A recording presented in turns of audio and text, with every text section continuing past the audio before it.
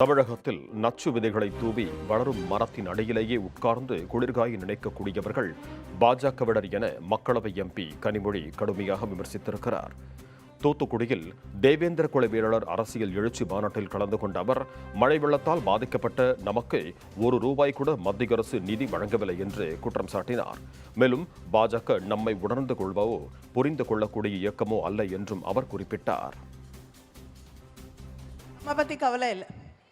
அப்படி கவலைப்பட்டிருந்தா இன்னைக்கு தமிழ்நாட்டுக்கு அந்த ஒன்றிய அரசாங்கம் நிவாரணத்திற்கு ₹1 கொடுத்துருக்கோம். இன்னைக்கு வரைக்கும் ₹1 கூட கொடுக்கல. இவங்க நம்மளை பத்தி கவலைப்படுவாங்களா, அக்கறையோடு நடந்து கொள்வார்களா என்றால் இல்லை.